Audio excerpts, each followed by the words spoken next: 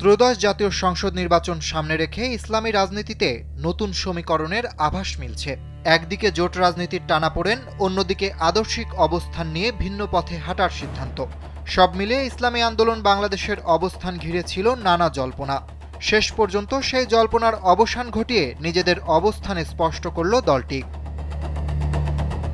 জামায়াত সহ 11 দলীয় নির্বাচনী ঐক্যে যাচ্ছে না ইসলামী আন্দোলন বাংলাদেশ। শুক্রবার বিকাল ৩টায় রাজধানীর পুরানা পল্টনে আইএবির কেন্দ্রীয় কার্যালয়ে এক সংবাদ সম্মেলনে দলের পক্ষ থেকে এ ঘোষণা দেওয়া হয়। দেশের মানুষের দৃষ্টিশক্তিকে সুরক্ষিত রাখার প্রত্যয় নিয়ে এলো সেফ এলইডি লাইট। এদিন সংবাদ সম্মেলনে জানানো হয়, ইতোপূর্বে 270 আসনে দলটির ঘোষিত প্রার্থীদের মধ্যে কেউ মনোনয়নপত্র প্রত্যাহার করবে না। তবে ইতোমধ্যে দুজনের প্রার্থিতা বাতিল হয়েছে। তাই এককভাবে 268 আসনে নির্বাচন করবে ইসলামী আন্দোলন বাংলাদেশ। বাকি 32 আসনে কাদের সমর্থন দেবে সে কথাও পরিষ্কার করা হয়।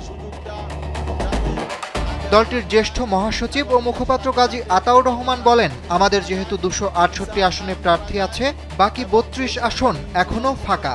তাই এই 32 আসনে কাদের সমর্থন দেব সেটা আমরা মনোনয়নপত্র প্রত্যাহারের পর ডিসাইড করব।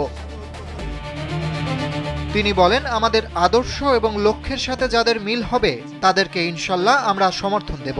জোটে না যাওয়ার কারণ হিসেবে তিনি অভিযোগ জানিয়ে বলেন, ইসলামী আদর্শের আলোকে বাংলাদেশকে একটি কল্যাণ রাষ্ট্র হিসেবে গড়ে তোলার জন্য আসন্ন নির্বাচনে ইসলামপন্থীদের ওয়ান বক্স পলিসি নির্মাণ করেছিলেন পীর সাহেব চরমোনাই। তার এই ডাকে অনেকে সুর মিলিয়ে কথা বলেছিলেন, কিন্তু আমরা দেখলাম এক পর্যায়ে এসে কেউ কেউ রাজনৈতিক স্বার্থ হাসিলের জন্য, ক্ষমতায় যাওয়ার একমাত্র লক্ষ্য বাস্তবায়নের জন্য ইসলামপন্থী শক্তির ওয়ান বক্স পলিসির ধারাকে ভিন্ন ধারায় নিয়ে যাওয়ার চেষ্টা চালাচ্ছে। এজন্য আমরা মর্মাহত।